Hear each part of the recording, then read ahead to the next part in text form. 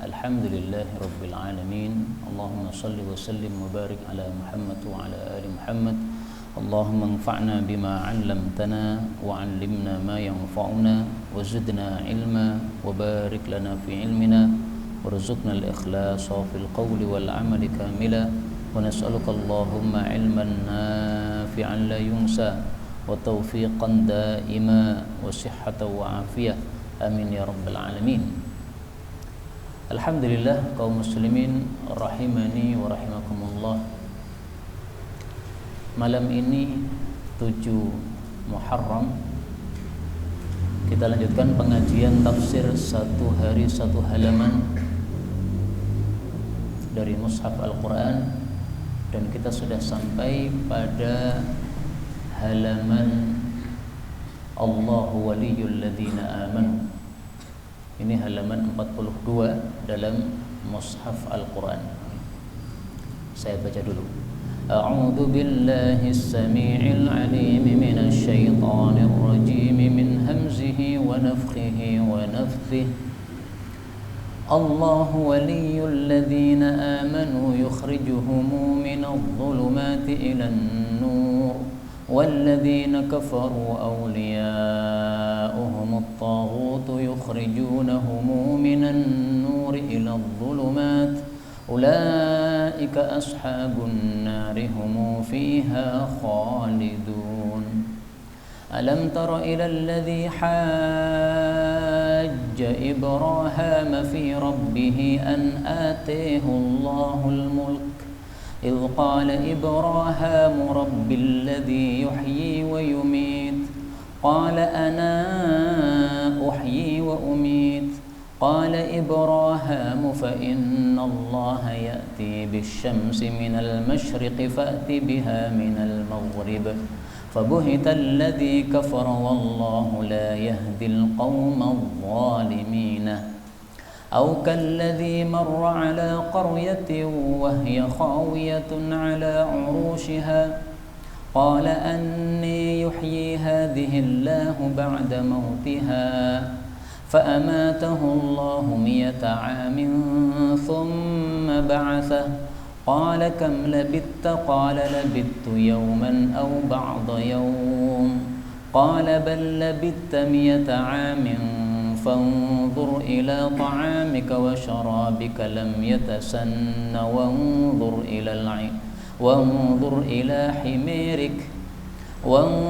إلى حميرك ولنجعلك آية للناس وانظر إلى العظام كيف ننشرها ثم نكسوها لحما فلما تبين له قال اعلم أن الله على كل شيء قدير.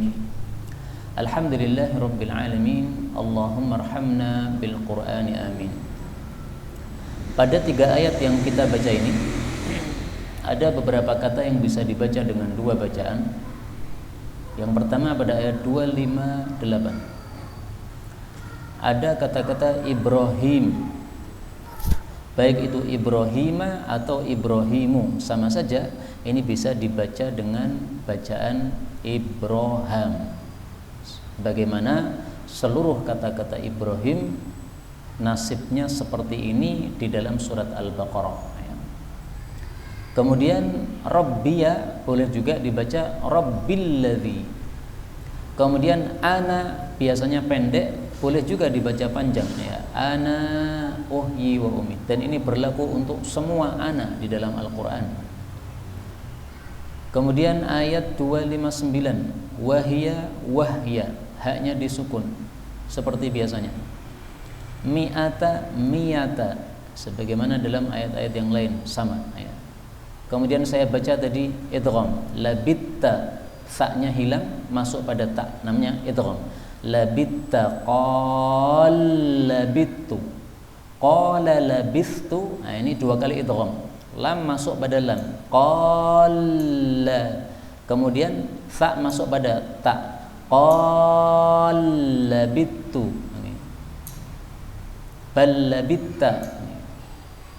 Kemudian yatasannah. Ini haknya hak tambahan, namanya hak sakat. sehingga ketika disambung bacaannya boleh haknya tetap dibaca lam yatasannah wanzur, boleh juga haknya dihilangkan lam yatasanna wanzur. Kemudian nunshizuha, ini zain diganti ra, tidak ada masalah, nunshiruha, tapi tentu saja terjemahnya sangat-sangat berbeda. Kemudian qala a'lamu, boleh juga dibaca qala a'lam, terjemahnya pun juga berubah di sini. Ini semuanya qiraah-qiraah mutawatir yang sumbernya dari Sayyidina Rasulullah sallallahu alaihi wasallam.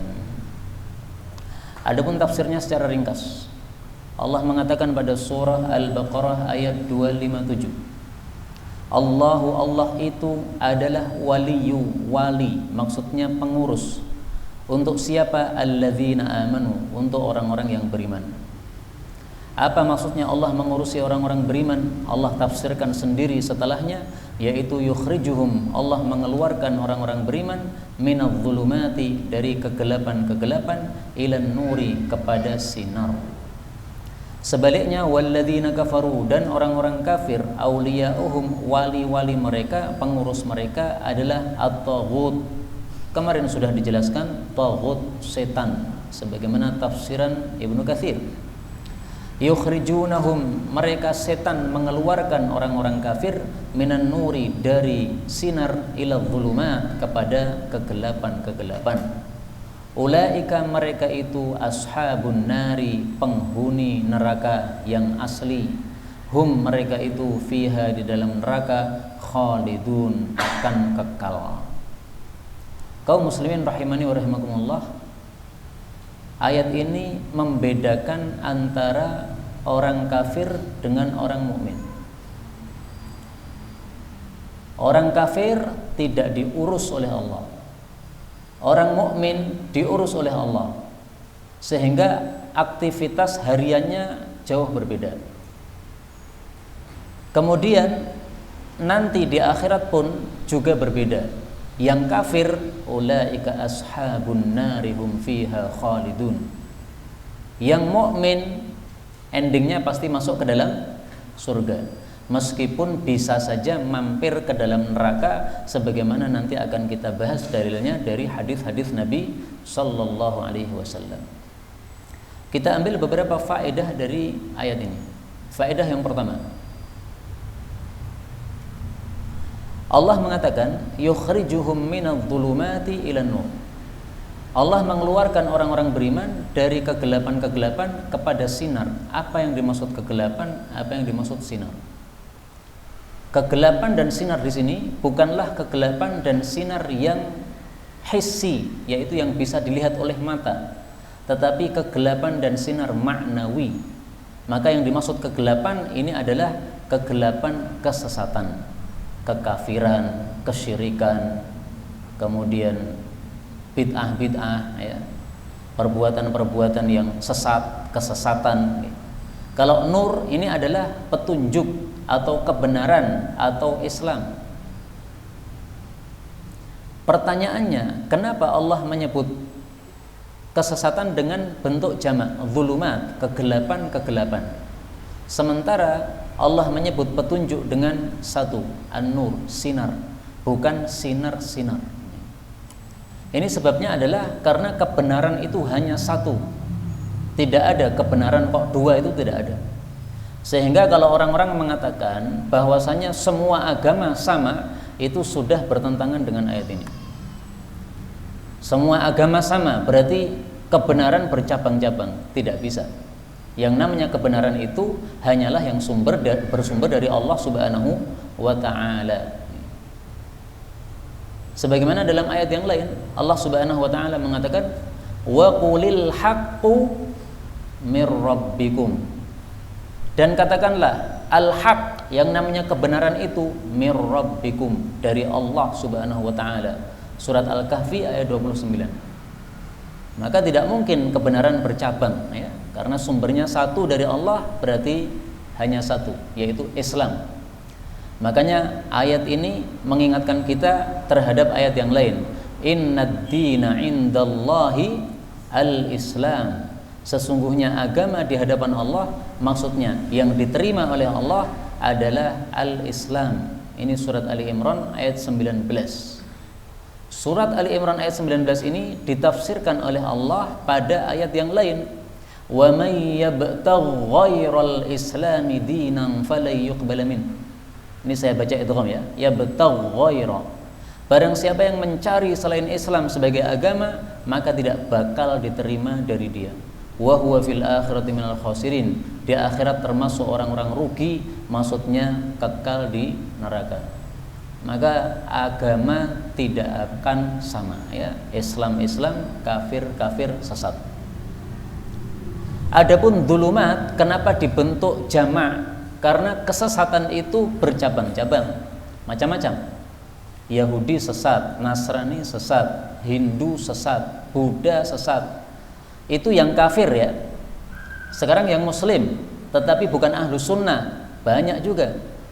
Syiah sesat, Khawarij sesat, Mu'tazilah sesat, Murji'ah sesat, Jabariyah sesat. Oh, banyak sekali. Kalau mau diselesaikan pembahasannya tidak cukup satu kali pertemuan, karena ada 73 golongan.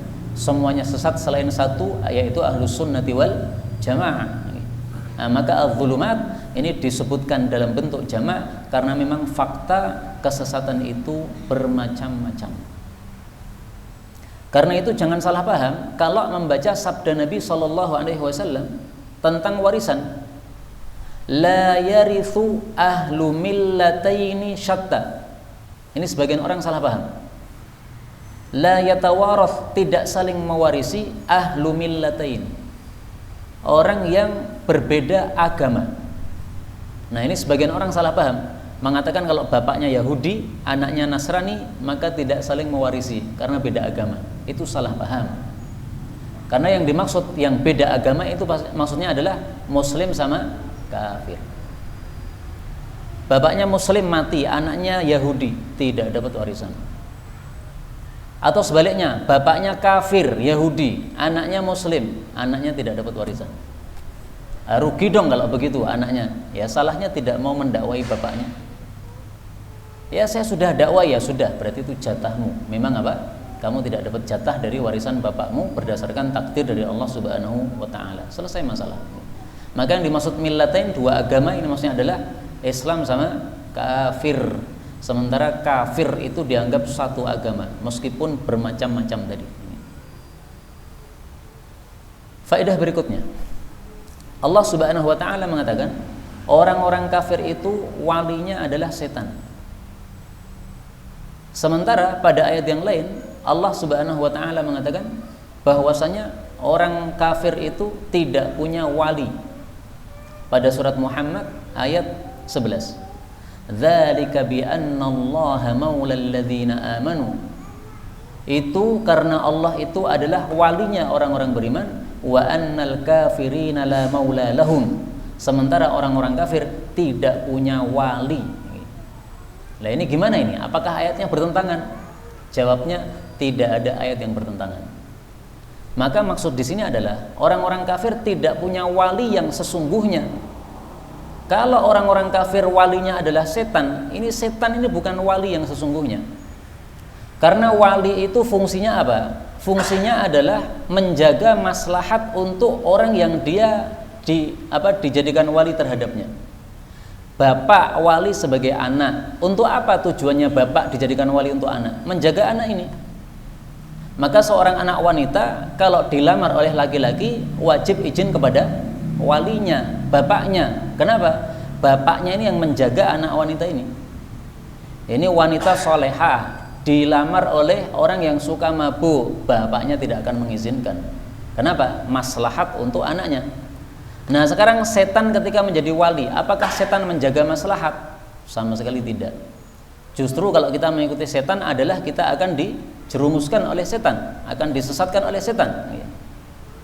Sebagaimana Allah Subhanahu wa taala menyebutkan dalam ayat yang lain.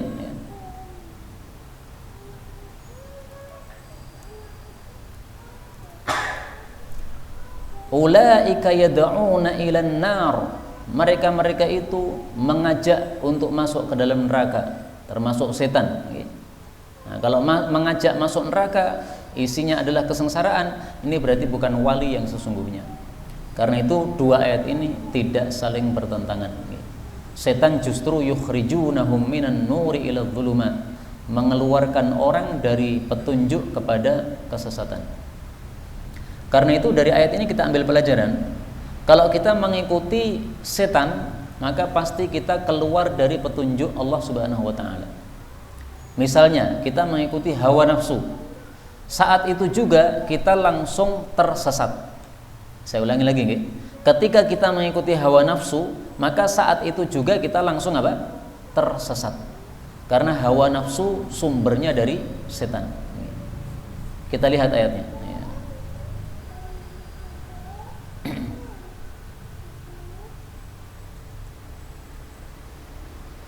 Ini nasihat dari Allah Subhanahu wa taala kepada Nabi Daud, tetapi berlaku juga untuk kita. Surat Shad ayat 26. Ya Dawud inna ja'alnaka khalifatan fil ardi fahkum bainan nasi bil haqqi wa la tattabi'il hawa.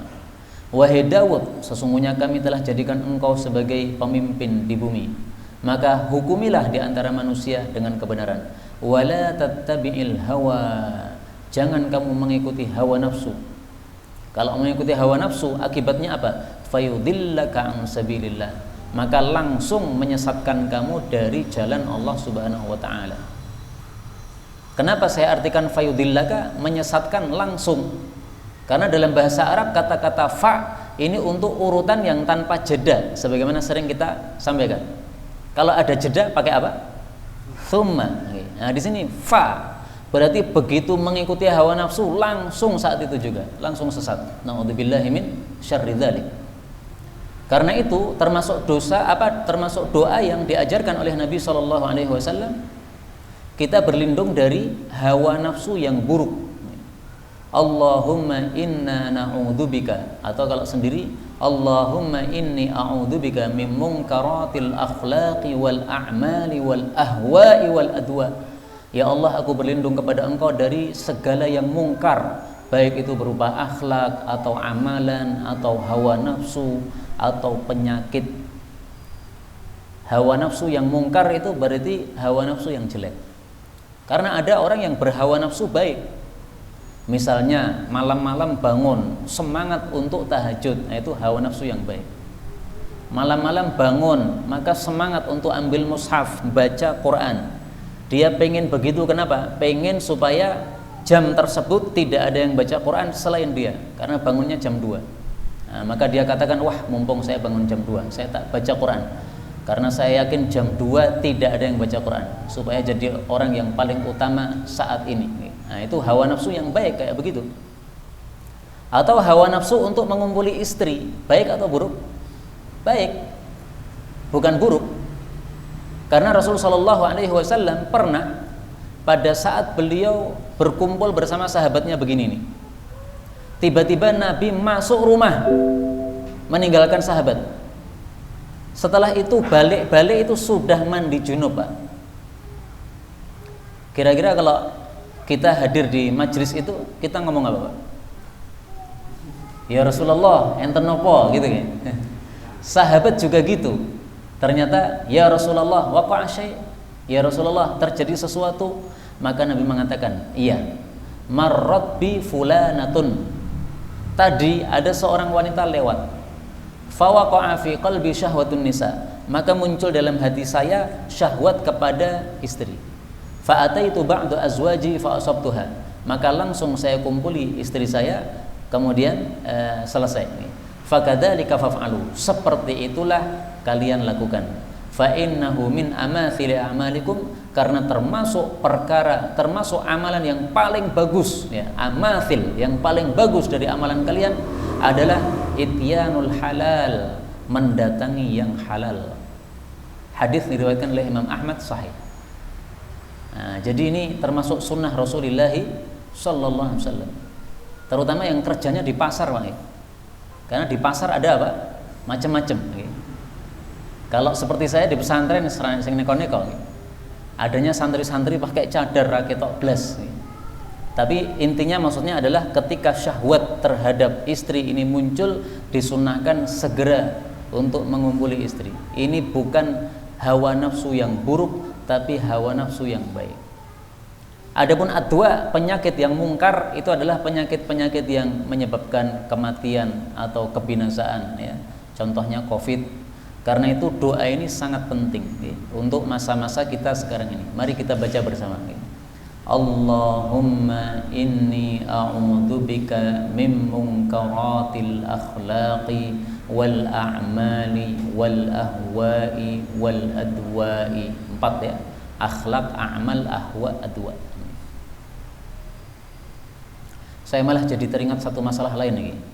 Ini tidak berkaitan dengan ini, tapi ini satu sunnah Nabi yang sudah mati. Karena itu mari kita hidupkan sunnah yang sudah mati ini, yang jarang orang melakukan.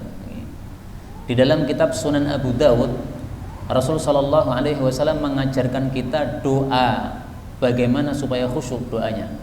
Allahumma ya Allah, inni a'udzubika, aku berlindung kepada Engkau, min salatil la tanfa', dari salat yang tidak berguna. Salat itu gunanya apa? Inna salata tanha 'anil fahsya'i wal munkar. Surat Al-Ankabut ayat 45. Sesungguhnya salat itu menahan dari perbuatan keji dan mungkar. Lah kita salat tapi masih mau yang haram, masih mau riba, masih mau ghibah, menggunjing orang, masih mau lihat film-film porno atau majalah porno. Berarti itu apa? Berarti itu salat kita belum berguna. Nah, maka kita perlu berdoa dengan doa ini. Mari kita doa ini 3 kali. Allahumma inni a'udzubika min salatil la tanfa'.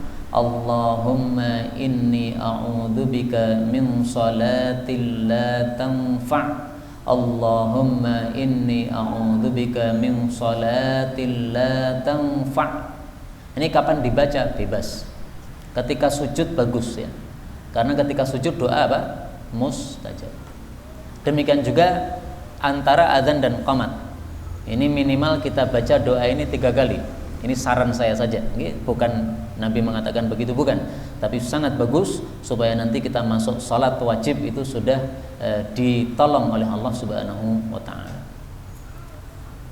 Kemudian Allah mengatakan ulaika ashabun nari hum fiha khalidun. Mereka itu penghuni neraka. Saya tadi katakan penghuni neraka yang asli. Kenapa?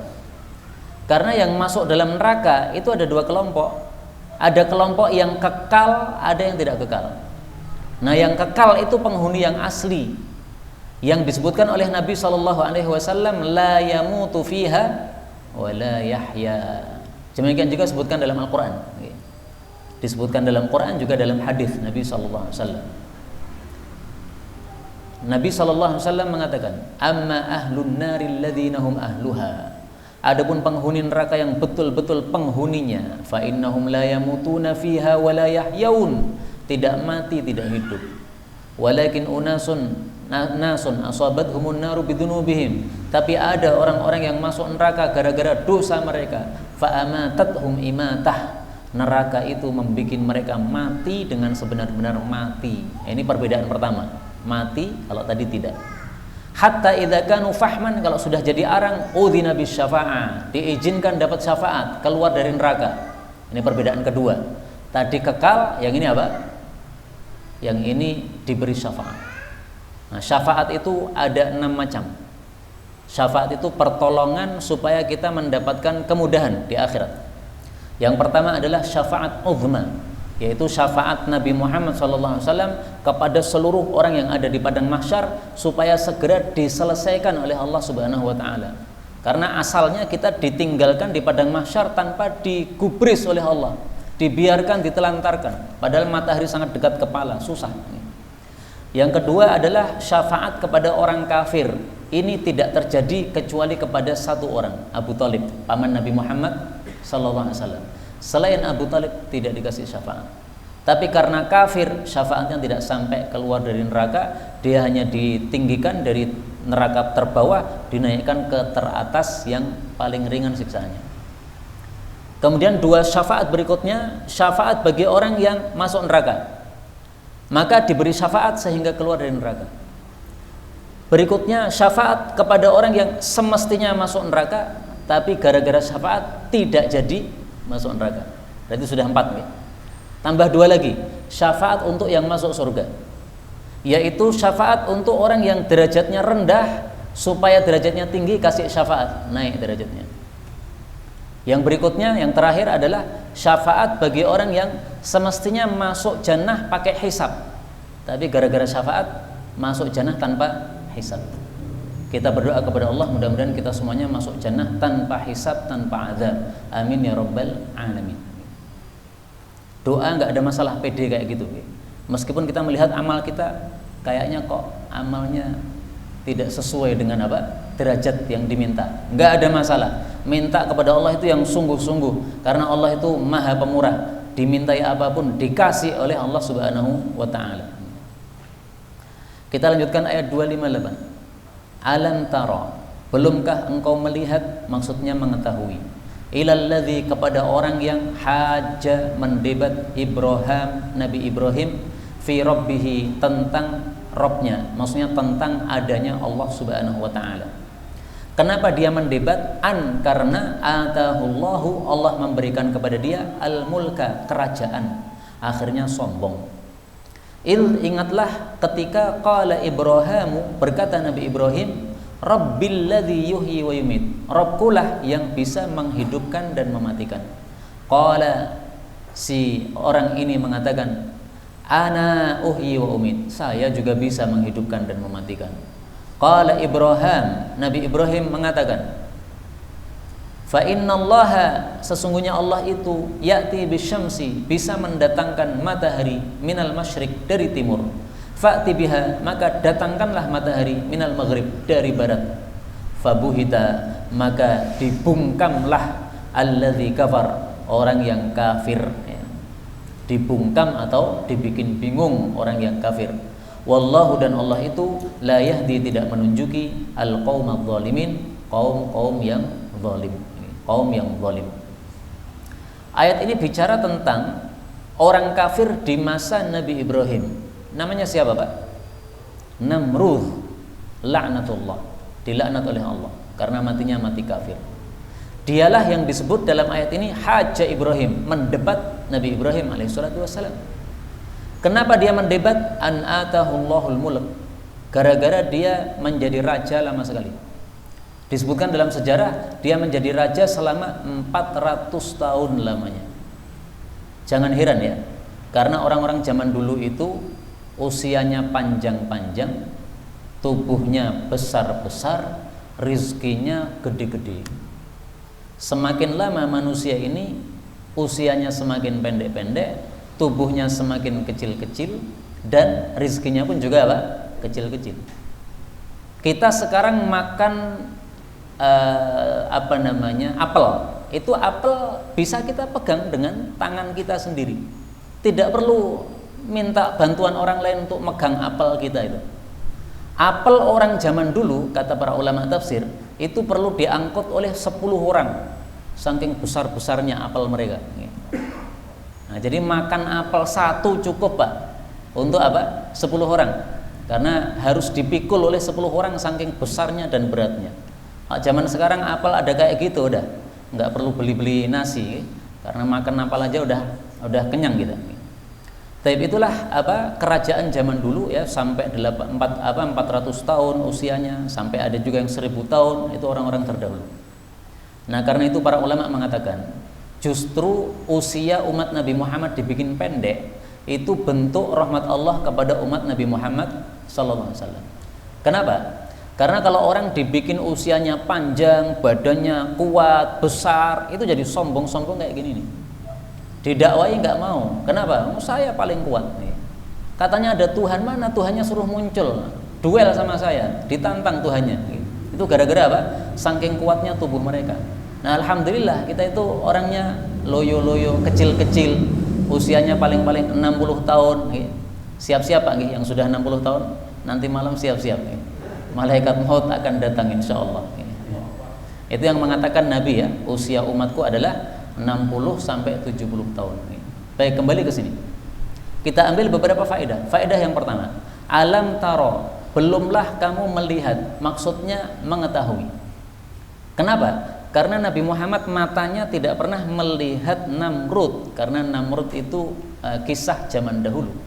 Karena itu para ulama tafsir mengatakan setiap kata-kata taro yang arti asalnya adalah melihat, kalau itu ditujukan pada perkara-perkara yang sudah lampau, maksudnya apa? Mengetahui. Alam taro maksudnya alam ta'lam, belumkah kamu tahu? Terhadap kisahnya Namrud yang mendebat Nabi Ibrahim alaihissalatu wassalam. Tayyib, Nabi Ibrahim mengatakan Allah itu bisa menghidupkan dan mematikan. Maka Namrud ngeyel, saya juga bisa menghidupkan dan mematikan. Ini sebenarnya hanya akalan-akalan Namrud. Karena dia kemudian memanggil dua orang, yang satu dibunuh, yang satu dilepas. Nah, dia mengatakan, nih, saya bisa menghidupkan, saya bisa mematikan. Padahal yang dimaksud Nabi Ibrahim adalah satu orang bisa dihidupkan, bisa dimatikan. Nabi Ibrahim gak kalah akal. Nabi Ibrahim katakan, ya sudah, Allahku itu bisa mendatangkan matahari dari timur, sebagaimana kamu lihat setiap hari itu. Nah, sekarang kamu balik matahari walian dari barat, bisa nggak? Nah, akhirnya dia buhita, bungkam itu nggak bisa jawab, mumet, bingung. Buhita itu khurisa, ya, mulutnya tidak bisa jawab. Nah, maka dari ayat ini juga kita ambil pelajaran, orang yang debat kepada orang-orang kafir hendaklah punya apa? Kecerdasan, supaya dia tidak kalah debat. Kalau orang-orang yang nggak pintar nggak usah debat. Termasuk saya ini, saya menganggap saya nggak pintar, sehingga untuk debat saya nggak mau. Misalnya debat kepada Syiah, debat kepada Khawarij, debat kepada Murji'ah, saya pilih mundur aja udah ustadz-ustadz yang pintar aja lah, sehingga apa? Nanti saya tidak kalah. Kalau saya kalah kan memalukan. Ahlu sunnah debat sama orang Syiah, ahlu sunnahnya kelepak-kelepak, ini kan memalukan kayak begini. Akhirnya apa? Ahlu sunnah dianggap apa? Lemah terhadap orang-orang Syiah. Nah, sehingga untuk saya tidak berani untuk mengajak debat, karena saya bukan orang pintar, biasa aja lah. Baik, kita lanjutkan. Kemudian Allah mengatakan, atau kalladzi, seperti orang yang marra ala qaryatin, melewati suatu desa, wahya, dan desa itu khawiyatun, roboh atau kosong, ala urushiha, di atas atap-atapnya. Qala, dia mengatakan, anna, bagaimana, yuhyi, menghidupkan, hadhihi, desa ini, Allah ba'da mautiha, setelah kematiannya.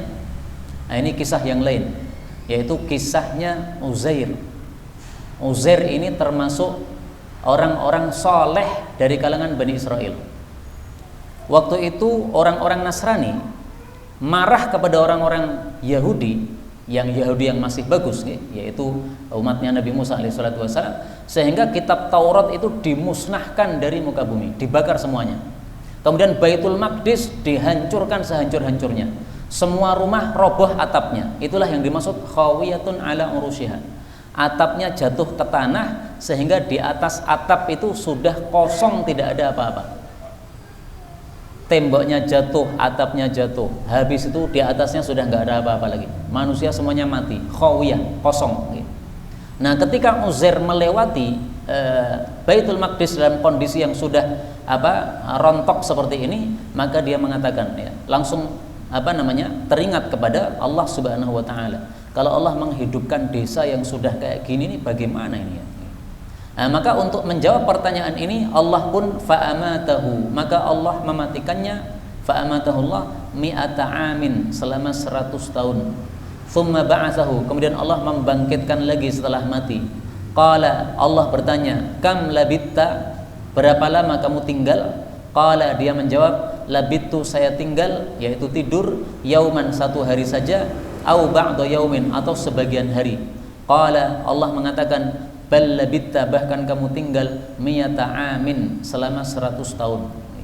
Lalu Allah membuktikan bukti bahwasanya dia sudah tidur selama 100 tahun. Nah, ini untuk Allah menunjukkan bahwa Allah Maha Kuasa. Jadi kasusnya Uzair ini kemudian oleh Allah diambil nyawanya, dia mati. Matinya berapa lama? 100 tahun. Baitul Maqdis 70 tahun setelah kematian Uzair menjadi makmur lagi.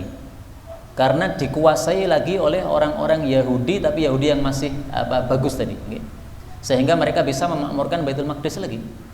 Berarti Baitul Maqdis makmur sampai hidup kembali Uzair ini sudah lewat berapa? 30 tahun. Karena dia mati 70 tahun berikutnya Baitul Maqdis makmur, kemudian 30 tahun berikutnya dia dibangkitkan oleh Allah Subhanahu wa taala. Nah, ketika bangkit, dalam tafsir disebutkan yang pertama kali dihidupkan oleh Allah matanya. Supaya apa? Supaya dia melihat tubuh-tubuhnya yang lain ini bagaimana cara Allah menghidupkan dia setelah mati. Karena begitu dia bangun, itu tangannya masih mati, ya. Tubuhnya masih mati, tapi dia melihat proses datangnya kehidupan kepada tubuhnya itu dari awal sampai akhir. Dan dia melihat Baitul Maqdis sudah sempurna menjadi makmur kembali. Maka Allah bertanya, qala kam labita, kamu tinggal berapa lama? Ini maksudnya Allah bertanya ini lewat malaikat, ya. Jadi jangan salah paham, bukan berarti Allah langsung bicara sama Uzair, bukan. Karena yang diajak bicara oleh Allah dari kalangan manusia hanya 3 orang. Pertama Nabi Adam alaihissalam, kedua Nabi Musa alaihissalam, ketiga Nabi Muhammad sallallahu alaihi wasallam. Selain ini tidak ada yang diajak bicara oleh Allah secara langsung, kecuali yang sudah mati, ya. Kalau yang sudah mati itu ada bapaknya Jabir, setelah mati karena jihad fisabilillah kemudian dibangkitkan oleh Allah sebagai sebagai syahid. Ditanya oleh Allah, kamu pengen apa? Maka bapaknya Jabir ini mengatakan, saya pengen balik ke dunia supaya saya bisa jihad lagi, supaya mati syahid lagi, karena melihat keutamaannya orang yang mati syahid. Nah, maka Allah katakan, oh kalau begitu nggak bisa, karena saya sudah menetapkan orang mati itu nggak hidup lagi, minta yang lain. Nah, ternyata dia tidak minta yang lain, mintanya cuma itu aja. Nah, akhirnya disuruh bernikmat-nikmat di dalam jannah oleh Allah Subhanahu wa taala. Baik, kembali ke sini. Maka Uzair ini setelah bangun, dia merasanya labithtu yauman aw ba'da yaum. Saya hanya tidur sehari atau tidur sebagian hari. Kenapa dia mengatakan sebagian hari? Karena Allah mematikan dia di pagi hari, kemudian Allah kembalikan rohnya sore hari, sehingga dia merasanya tidur hanya 12 jam, dari pagi sampai sore. Maka Allah mengatakan, tidak, kamu itu sudah tidur selama 100 tahun. Buktinya apa? Nah, ini buktinya. Fangdur, perhatikanlah, lihatlah, ila ta'amika, kepada makananmu, wa syarabika, dan minumanmu, lam yatasanna, belum berubah, tidak ada yang busuk, tidak ada. Tetapi wangdur, lihatlah, ila himarik, kepada keledaimu, ternyata keledainya sudah sisa tulang belulang, jadi tengkorak. Nah, keledai sampai jadi tengkorak ini kalau tidak 100 tahun nggak mungkin. Maksudnya harus melewati masa yang sangat lama. Maka di sini 2 mukjizat langsung diberikan oleh Allah. Mukjizat pertama, bahwasanya dia tidur 100 tahun kemudian dibangkitkan oleh Allah Subhanahu wa taala. Mukjizat kedua, ini ada makanan, minuman sudah 100 tahun tetapi tidak membusuk sama sekali. Kok bisa begini? Nah, ini mukjizat diberikan kepada Uzair. Uzair ini termasuk nabi-nabi Bani Israel, nabi penerus Nabi Musa alaihi salatu wassalam. Nah, minumannya apa? Makanannya apa? Disebutkan dalam tafsir, dia membawa anggur, membawa buah tin, dan juga membawa perasan air anggur. Nah, maka makanan dan minumannya sudah siap dia minum lagi ketika dia bangun tidur dari tidur panjangnya tersebut. Allah mengatakan, walinaja'alaka, dan supaya kami menjadikan kamu ayatan, sebagai tanda, maksudnya tanda kekuasaan Allah, linnasi, untuk manusia. Wangdur, dan lihatlah, ilal idham, kepada tulang-tulang. Kira-kira tulang apa ini? Tulangnya keledai tadi, ya. Kaifa, bagaimana, nungshiruha, kami menghidupkannya. Itu kalau dibaca dengan ra, karena nusyur itu artinya kehidupan, maka nungshiru, menghidupkan. Kalau dibaca nungshizuha, kami merakitnya. Merakit itu, ini ada tulang, disambung tulang, kemudian dikasih daging, itu namanya merakit. Ditumpuk satu demi satu, itu namanya merakit. Tsumma naksuha, kemudian kami memberi baju terhadapnya, lahma, dengan daging. Kami membajuinya dengan daging. falamma maka tatkala tabayyan lahu telah jelas kepadanya yaitu kemahakuasaan Allah, qala Allah mengatakan i'lam ketahuilah wahai Uzair annallaha ala kulli syai'in qadir bahwasanya Allah itu atas segala sesuatu maha kuasa. Itu kalau kita baca i'lam ya, berarti qala di sini Allah. Tetapi kalau qala a'lamu beda terjemahnya. Qala Uzair mengatakan a'lamu saya sekarang tahu annallaha bahwasanya Allah itu ala kulli syai'in atas segala sesuatu qadirun maha kuasa. Kaum muslimin rahimani wa rahimakumullah, dari kisah-kisah yang kita baca dari Al-Qur'an ini kesimpulannya sebenarnya satu saja. Pertama namanya satu ya cuma pertama ya, yaitu adalah Allah Subhanahu wa taala maha kuasa. Sehingga mau melakukan apapun bisa. Ada kota sudah hancur lebur dibangkitkan lagi oleh Allah, gampang sekali. Innama amruhu idza arada syai'an ay yaqula lahu kun fayakunu. Kata-kata kun fayakunu di dalam Al-Qur'an ada berapa kali? Kita temukan ada 8 kali. Kok sampai 8 kali? Ini supaya manusia itu yakin bahwasanya Allah itu maha kuasa. Sehingga Allah ulang-ulangi sampai 8 kali. Ingat-ingat ya. Kun fayakun ada berapa kali? 8 kali. Kun fayakunu. Kalau hurufnya ada 7 ya. Kaf nun 1 2 3 4 5 6 7 ya. Hurufnya ada 7. Tetapi ini diulang-ulang dalam Al-Qur'an sampai ada 8 kali. Ini supaya kita yakin Allah maha kuasa. Maksud saya apa? Maksud saya kalau kita berdoa kepada Allah itu langsung minta yang sungguh-sungguh sekalian. Karena Allah itu tidak mungkin tidak mampu memberikan sesuatu yang diminta oleh hamba. Sudah divonis mau mati, Allah mengubah vonis bisa aja. Dulu pernah saya ceritakan ada seseorang yang susah gara-gara dokter mengatakan kamu paling lama usiamu 6 bulan, tidak akan lebih. Melihat kondisi tubuhnya setelah diperiksa bagian dalamnya, maka dia susah bukan main. Malam-malam berjalan merenungi nasibnya. Tiba-tiba melihat ada seorang wanita yang melacur. Kenapa melacur? Ternyata karena dia janda, tidak bisa menghidupi anak-anaknya kecuali dengan melacur. Tetapi karena harganya tarifnya mahal, akhirnya tidak jadi melacur. Maka akhirnya orang kaya ini mengatakan, mulai besok kamu tidak usah melacur, saya cukupi semuanya. Sampai kemudian 10 tahun dicukupi terus oleh bapak yang mau mati ini. Dan ternyata selama 10 tahun ini dia sehat walafiat, tidak pernah mengalami sakit apapun juga. Padahal sudah divonis 6 bulan pasti mati. Nah, ini kun fayakunnya Allah Subhanahu wa taala, maha kuasanya Allah. Karena itu kalau kita punya masalah apapun, jangan sekali-kali kita merasa Allah tidak mampu. Allah itu maha kuasa. Kun fayakun sampai diulangi 8 kali supaya kita yakin betul-betul. Wallahu taala alam bissawab. Walhamdulillahirabbil alamin.